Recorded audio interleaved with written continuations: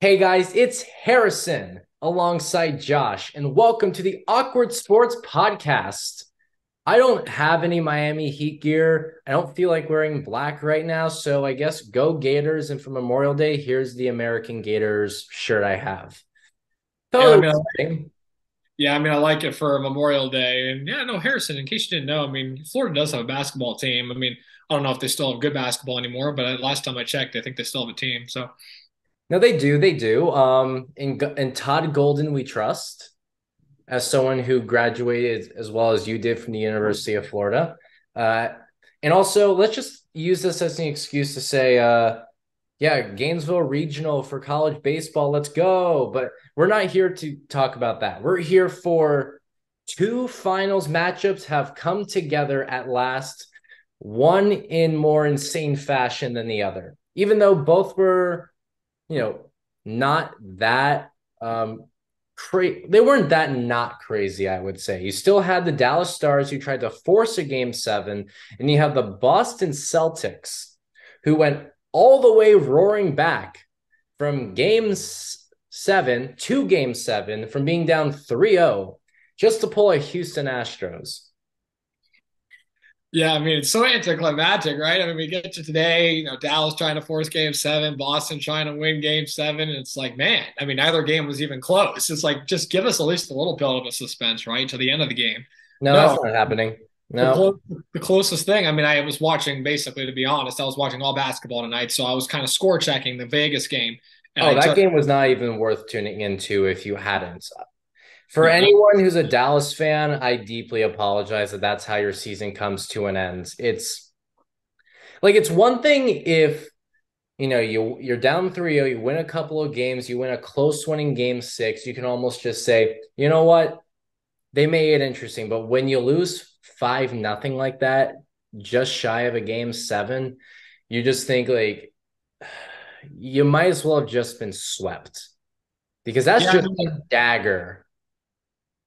yeah, I mean, I score checked it first time I saw it, was like 3-0 at the end of the first, and then I checked it again, and it was like 4-0. I'm like, oh yeah, this is over. And then I'm watching the Boston game, and they get it down to seven at one point, so I'm like, okay, it's not two possessions, but even seven didn't feel like that close because they were not shooting the ball well at all. And Miami was just, Caleb Martin just put on a clinic and he just couldn't miss. So even when they cut it down to seven, it was like there was no energy in the building and it just didn't feel like they were hitting the big shots. They were doing it by getting to the foul line on occasion. Like, oh, they got, a cheap foul here or there to kind of close the gap a little bit. But Tatum, I mean, for those who didn't see, Tatum, like on the first possession of the game, he got hurt and he played through it the entire time. But you could tell, I mean, they kept cutting to him. He was grimacing throughout the entire game. So we'll probably see what the repercussions of that actually are after, once he gets an MRI. How severe was the injury to his ankle? It didn't look good. And obviously, he was in visible discomfort. He was not the same player. Yeah. That usually is never a very good sign. So we'll see what happens there. We've seen that sometimes these close calls can end up being someone is fine once you get through the next day. In hockey, however, I want to say shout out to William Karlsson for two goals, one and Jonathan Marchessault for picking up a goal. So with all the chaos, two of the original guys from the Golden Knights are still stepping up. Also, a shout out to Ian Hill for saving all 23 shots that went his way. I take back everything I said from when we did the Stanley Cup playoff preview, where I said Vegas doesn't have the goaltending. Well, Aiden Hill just went, well, Harrison, you're gonna have to go shove it now because you were very wrong, and now I have stepped up. Wow, that's probably one of the things I've ever said in a sports take that aged that much like milk, where I was like that serious, had done that much research, and I'm just sitting here and watching that Vegas won 6-0. I mean, Vegas, Florida, right? Just the way everyone drew it up. Everybody saw Yeah, this just coming. as the hockey gods intended. This isn't. 4 straight years of a hockey team from the state of Florida in the Stanley Cup final. Yeah, I mean, I think I changed my pick like five times. I think we had like three different episodes talking about the hockey playoffs, and I'm like, yeah, actually, it's going to be Toronto versus Dallas. I'm like, oh yeah, actually, it's going to be Well, Edmonton. you were big on Dallas. I had I was good. Edmonton, Carolina, and yeah, neither of those picks worked out at Yeah, all. Oh and I my also had God. beginning. I was like, yeah, I think it's going to be Boston, and it's like Boston and Edmonton. I'm like, oh no, it's going to be Toronto and Dallas. I'm like, now it's Vegas and Florida, you know. So, I never had Toronto in the finals. I just want to make that clear. Maybe you did. oh I yeah, I did did. not. I had him in the finals after they beat Tampa and Boston lost. So I was like, the big thing with Toronto was always, oh, they can't win the first round. Well, we have nothing to go off of since like the beginning of time that they, the second round history. So I'm like, maybe it's just a first round thing. Maybe it's one of those things where it's like University of Virginia, they just couldn't, they got upset by UMBC and the next year they win the title, or Tampa Bay, they hadn't won the title since '04 and they got swept by Columbus and then they turned it around. So I'm like, oh, maybe this is the year that I Toronto think does it. that's when they break through. I do get that thought process. Right. And I didn't, for the the record, I Florida didn't pick Panthers Toronto. kind of did that this year, even though it's the year after. Yeah. And for the record, yeah, I would not have, I did not pick Toronto to win the whole thing coming out the gate because of their first round demons. So, but regardless, didn't see this coming. I'm not going to pretend that I did. And what about South Florida? I mean, 2 8 seeds in the finals. And I mean, both win at TD Garden in game 7. yeah, Same yeah, building. Same building. yeah. I don't know what's That's going on in there. is there precedent to this? And if there is, I don't think there is. But this is something that probably won't happen again, right? The same two teams that play in the same building lose two teams from the same region. We're gonna go with South Florida because Sunrise is not Miami, and people from Sunrise and Miami will be some of the first to tell you that. As someone who is from the state of Florida, you as well. And then they both go to the same building in game 7. I don't care whether one was down 3-1 and came back and choked, or if one was down, almost choking, came back, and then choked again. This is just insane. Yeah, I mean the sun hasn't set on Sunrise yet.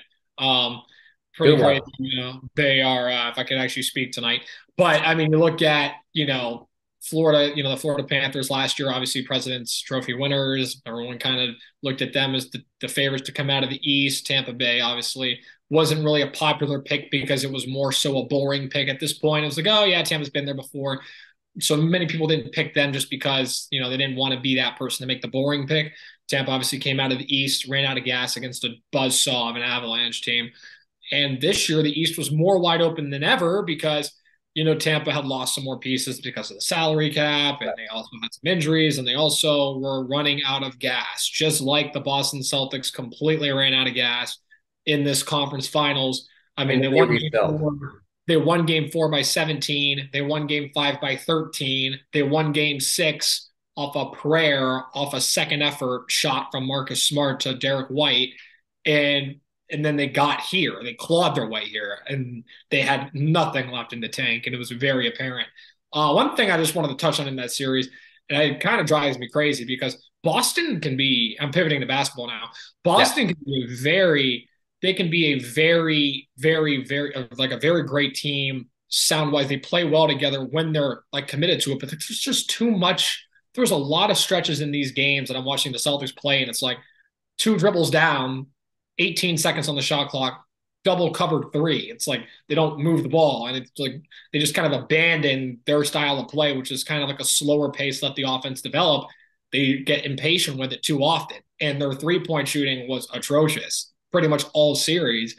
And you saw kind of Joe Maz, the coach, kind of abandon it in the third quarter, where it was like, okay, we'll start doing a lot more of this ball movement stuff.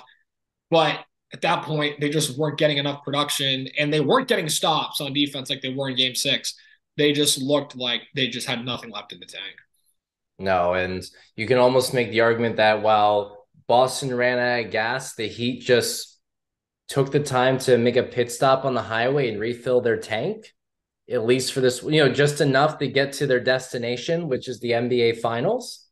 I'm Well, yeah, since we're on that topic, running out of gas, filling up the tank, I think I think Jimmy Butler's an electric car. I don't think he needs gas because he just keeps going. So he's like Okay, okay, I'll give you that.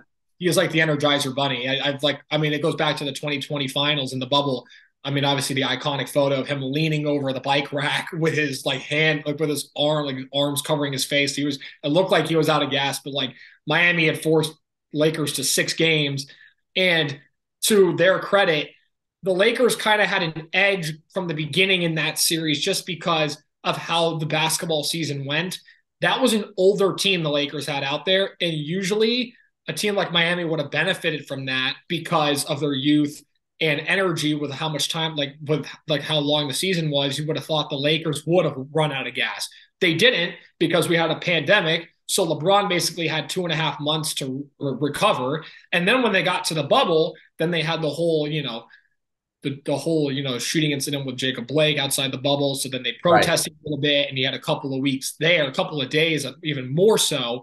So there was a couple of stoppages even after they got into the bubble. So I mean, the Lakers were well rested, and that's why they were able to kind of outlast Miami.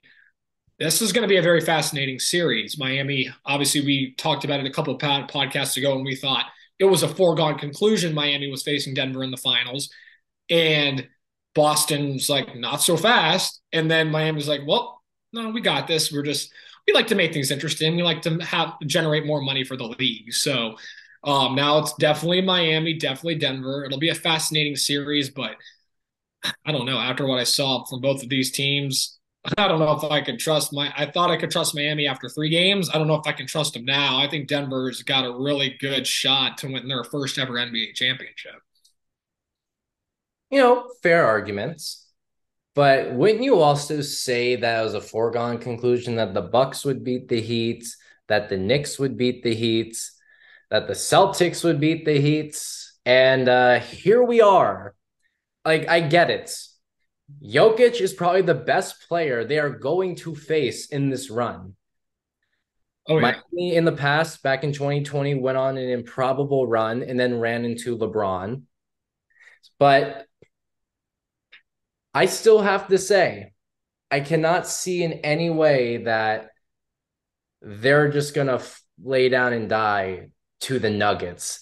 Whether they lose in 6 or 7, I've seen on Twitter already that the trending is Nuggets in 5, and I just don't see that.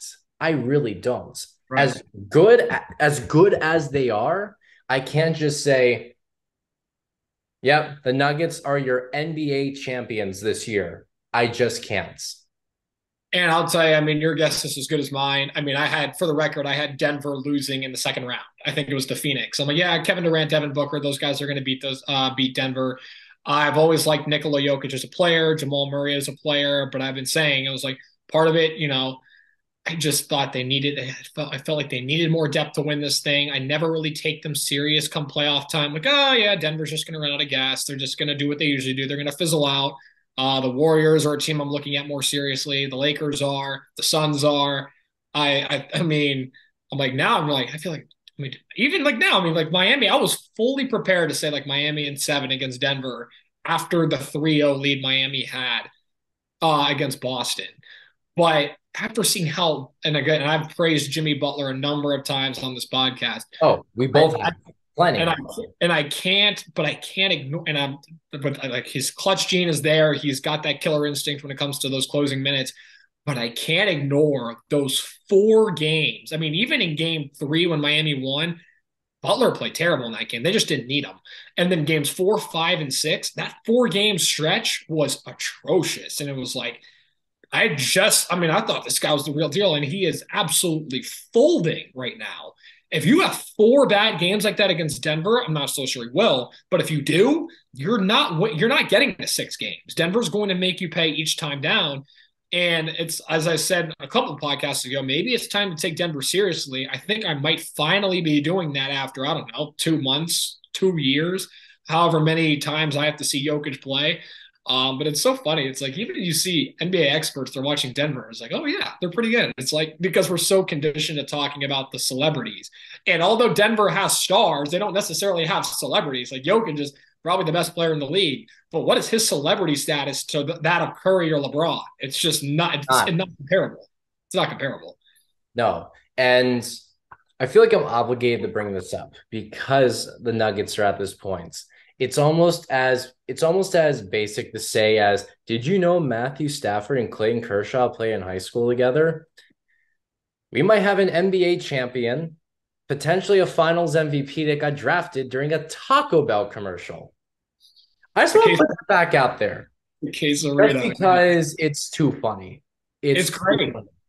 It's Nikola Jokic's Tom Brady standing on the scale photo type thing. It's like, Yes, I from agree humble with that.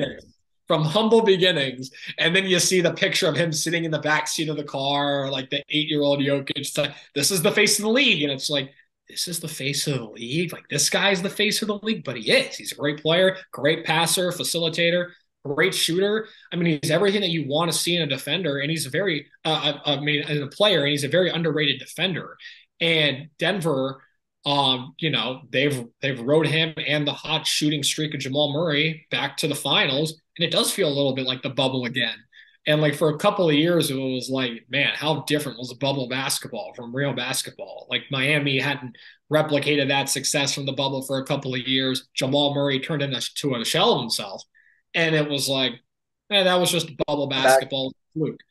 Well, I mean, Denver's playing Miami in the finals. Again, the matchup that the NBA was definitely rooting for, but I mean, that's what we're going to get, and we'll see what. I mean, I give up on what the series is going to look like at this point. It's really who just shows up to play, and I don't know who's going to do that at this point. Yeah. One thing that I find interesting, and this applies to the Stanley Cup final as well, rested or rusted. The Nuggets and the Panthers have both been sitting for a very, very long time at this point. I've seen situations where this can really blow up in your face when you have to sit for too long. However, a lot of those times it's after you're sitting for a bit, and then the other opponent was a team that came back from like 3-1 or something like that. So really, when it comes to gauging this, it gets really, really tough. I agree. Now, if you had to make your prediction between the Nuggets and the Panthers, which is the group that's the most likely to come out rested instead of rusted?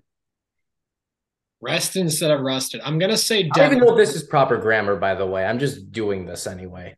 Right. No, I love it. I love it. Rested versus rusted. No, I like Denver out of those two as far as rested. I think basketball, as far as it goes, you can still get some shots up in practice, keep that going. Players always seem to benefit from more rest when it comes to the NBA and baseball. It's like, good God, you don't want to be sitting and waiting. It's like No. the worst thing in the world.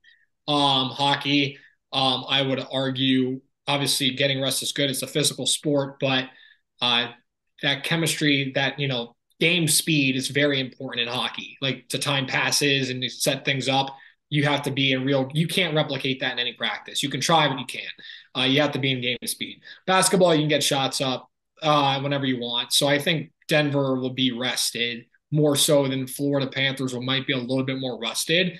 But then again, Vegas, they're not the model of consistency. So Florida could come out early and be rested too. So not saying that Florida's going to come out rusty at all either. So it'll be interesting. No. No, and I would probably say in basketball, it's more likely too. I'm the most curious how it could affect, let's say, the goaltender Sergei Bobrovsky. Just because once he finally turned it on in the Boston series, he looked like it was turned back the clock 10 years. And yeah, absolutely dominated Toronto and then went and dominated Carolina. It's just, but also because those series were all short. Carolina beat, I believe, the Islanders in 5 games. So they weren't sitting very long. Now they are. Does Bobrovsky cool off because he is no longer constantly getting back into game time action and just with the intermittent rest he needs in between? That's probably what I'm the most fascinated to see from all this, because sometimes a sweep, even in hockey, even though it's not as bad as baseball by any means, we're not looking at a situation with, like for example, the 2012 Tigers, where they sweep the Yankees in the ALCS and then get swept by the Giants. But it makes you wonder because goaltending is almost kind of like pitching in a way. No, I mean, I think you make a great point. I do think that's why I think the Panthers could come out more rusty than Denver, the Nuggets would in basketball. Again, for a lot of the things I mentioned, and I think you touched on a lot of good points with Bobrovsky as well. If you look at the Panthers series that they've played already, they took care of Toronto in five, Carolina in four. Those were all, they took care of them pretty quickly. You go back to the Boston series, they were down 3-1 in that series, and then they won three straight games to win it. So, like, they can play from behind. They can also take a series in convincing fashion. So I think that whole rusty thing, I think even if the Panthers lost game one, I don't think they're in any trouble. I think that they've shown already in this postseason that they can bounce back, even if we already wanted to, per se, pencil them in for a loss in game one. I think that, again, you're the eighth seed. You're not going to have home ice anyway. And I'd argue, for whatever reason in hockey and how recent history has kind of portrayed it, that's kind of an advantage for them because even though they may not have a game seven at home, if it got to that point, They if haven't you needed it. all you have to do is take one of the first two games and then you have home ice. And that's a lot of pressure on the team that has home ice to win games one and two to start a series. And I think Tampa, the Lightning, the past couple of years were really good about that, exposing that. They kind of flew under the radar a little bit in the regular season where they didn't win the President's Trophy for a couple of years. And a lot of their first round, couple You don't first want to win the President's Trophy. don't. And like, but like, even not just that, but like just not being a two seed, like being below certain teams, they'd open their first round playoff series as a team, starting on the road. And I felt like that was really good for them. The pressure was off of them. And they came in ready to take games. And sometimes they took both road games and then came home with a 2-0 lead. So, like, the pressure isn't really, and I feel like the pressure is more on the team that has home ice from the jump start of the series to keep that home ice advantage, as opposed to the team that's coming in on the road. I feel like they can kind of play free spirited. Yeah. And the Panthers have completely broken everything. They haven't needed home ice advantage. When they had to come back from 3-1, they took two games in Boston, and to fall down 3-1, they had to lose two games on home ice. They had to lose games 3 and 4. Oh, and now that I say that out loud, they won a game in Boston earlier in the series. That one win was in Boston. So they took 3 wins. Then they won a couple games in Toronto. They won their share of games in Carolina. If you're Vegas, are you considering just swapping, just like telling the Panthers, hey, you can just start the game in Sunrise. Fewer the games you have on the road, the better. I mean, it's a similar theme, right? Well, what's going on in the NBA playoffs? It seems like the road teams have kind of prevailed. You look at this Celtics Heat series, the Miami Heat went out to a 3-0 lead. Three of the four wins they had were in Boston. They won games one and two in Boston. Then they won game seven in Boston. So it was like three of their four. They only won one game at home. And you look at how that series ended up. Still, the NBA being the lone sports league with a best of seven series where no team has come back from three games down. That will live to stand by at least another series, maybe not another year, but another series, depending on how Denver Miami goes.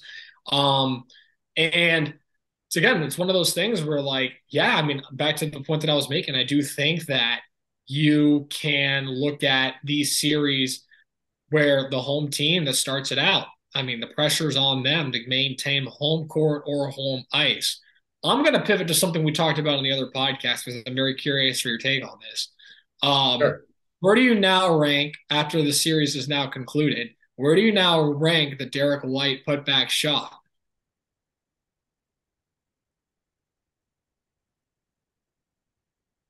Who cares? It's going to be forgotten. I told you, these are moments that are only remembered if you pull off the comeback.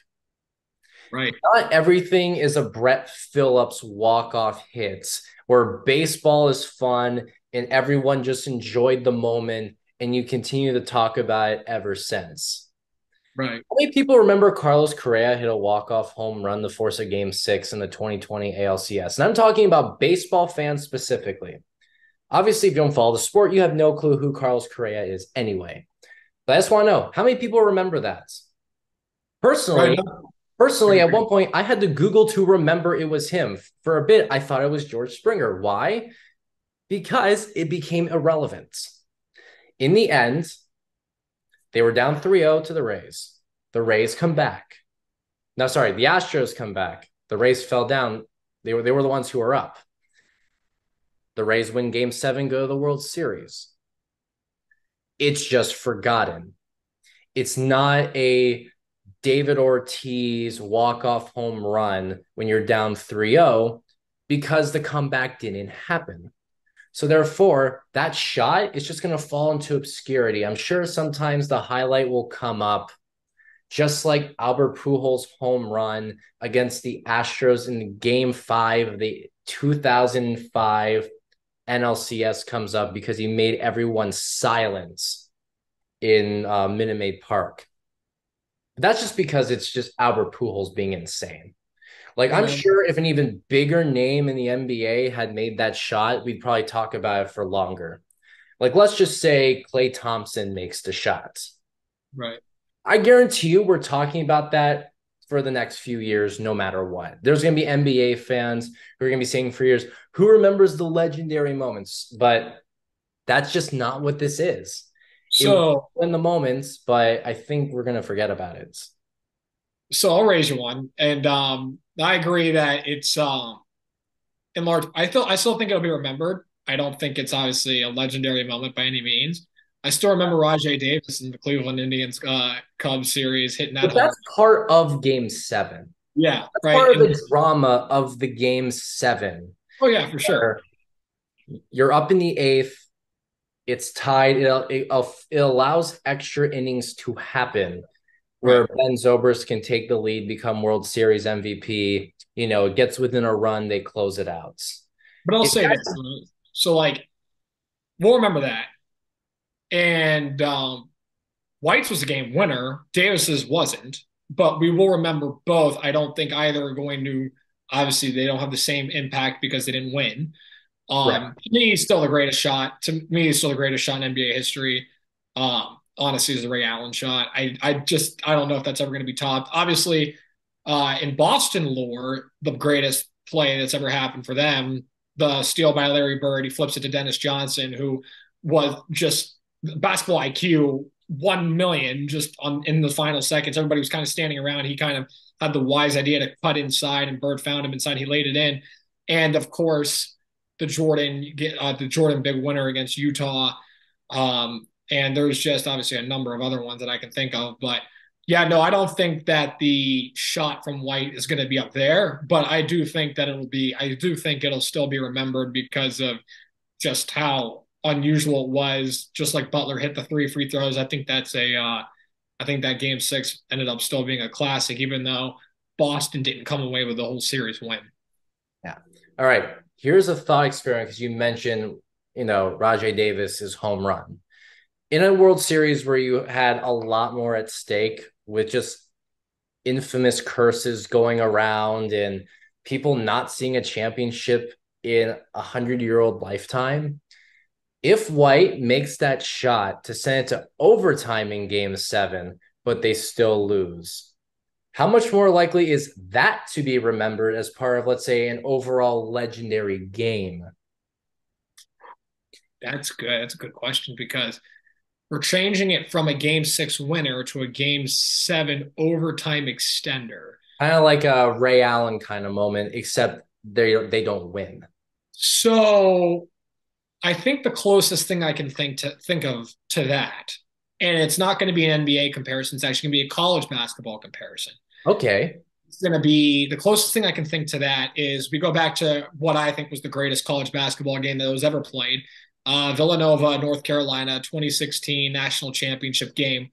North Carolina is down by, I think they were down by one. and Marcus Page, their shooting guard at the time, he was in the backcourt with Joel Berry.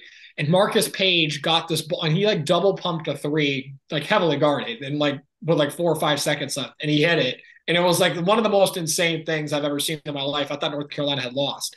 And he hits the shot, and they took the lead, or no, so they were down three, and Page threw up this prayer, and he tied it. They tied the game. It was like, oh my gosh, they're gonna go to overtime. No way Villanova bounces back from that. I mean, it was like a heave. It was like no shot that ball was going in. It went in, and then immediately the other way, Villanova hit the shot. Chris Jenkins hit the game winner, and just like that, it was over. They hadn't even reviewed the play, and confetti was already falling on the floor. But I think it would be somewhere probably in that realm where, like, I still remember that Page shot. Like, that was insane to me. I couldn't believe that. Right. I was texting my buddy. He was in North Carolina. He's a big North Carolina fan. I was like, how you feeling? And then they hit the shot.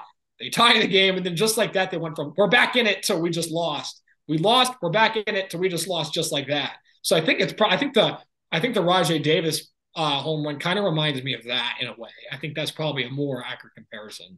So you think that's kind of how the situation would be if it was a game 7 situation instead of a walk-off in game 6? Yeah, I would agree with that. Yes. Okay. That makes a lot of sense. I can totally roll with that.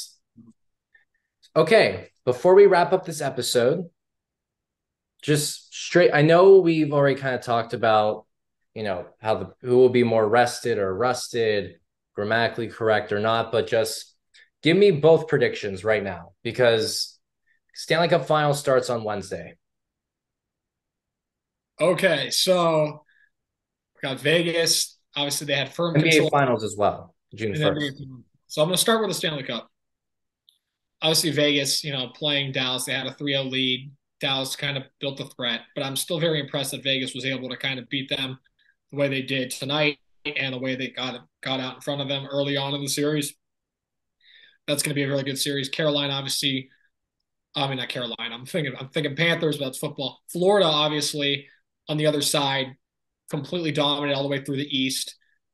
And a lot of the argument was, well, the East is such a gauntlet. The team that comes out of there is going to be out of gas because that just running through the East was just complete. It just drains you. Whereas the West was not nearly as tough. But the Panthers are rested. And I do think that Vegas will probably take game 1. But I think for their expansion team, I think they're going to have to wait a little bit longer. I think the Panthers are going to win this thing. And then I think the Panthers will probably win it. I think they'll win it in 6 games. And then as far as the NBA Finals, it's hard to count out Jimmy Butler, but 4 bad games in a row just left a bad taste in my mouth. I know that Miami came up big tonight and Butler had a better game, but they really came up big because of Caleb Martin, who had a phenomenal game. I'm gonna go with Denver. I think Denver will probably take it. I think Denver might win it on the road. I think Denver might win it in 6 games as well. I see Miami getting more than 1, but I don't see them getting more than 2. So I like Denver in 6 games as well. Got it. And first of all, I just want to make a quick correction. The Stanley Cup Final is Saturday, June 3rd. It's not the same as the NBA Finals. The hockey game that would have been Wednesday was game 7 had it happened between the Stars and the Golden Knights. My apologies. Before we get to yours, is this the closest that these 2 finals have matched up against each other? This has to be the closest, I think, in history. Like, usually the Stanley Cup Finals, long historically, has been like before the NBA Finals by about a couple of weeks. And then obviously the NBA redid their season. And then for a couple of years, the Stanley Cup happened after the NBA Finals. Is this the closest that these 2 have been going head to head? Possibly, because the Stanley Cup Final used to, up until about 30 years ago, always ended in May, and they always start in May. The NBA Finals doesn't. So, but I'm going to say also Nuggets in 6. I do think it's going to be very similar to the 2020 NBA Finals, where Miami takes a couple of games, but they end up just getting shut down. For the Stanley Cup Final, here's my gutsy prediction. I'm taking inspiration from the 2019 Washington Nationals. Panthers in 6. Road team wins every game. Whoa. It is going to be great for the TV viewer, terrible for those in attendance. So don't buy tickets is what I'm hearing. Everybody, don't buy tickets to these games. You're just going to be disappointed. No, but so we have the same picks. That means I think both teams both have the same winners in six We're in games. agreement. We're in agreement, which is Took a few probably weeks, but we're in agreement. it's probably a bad thing. So I guess Yeah. good for Vegas and good for Miami Heat. So I mean, good for them because Yep. we have not been hitting on any of these. I haven't hit on a. I feel like I haven't hit on a pick since UConn. All right, so we both are going Nuggets and Panthers, which means, ladies and gentlemen, your NBA champions are the Miami Heat and your Stanley Cup champions are the Vegas Golden Knights. That'll do it for this episode of the Awkward Sports Podcast. I'm Harrison. That's Josh. We will see you guys next time, probably talking about these same sports.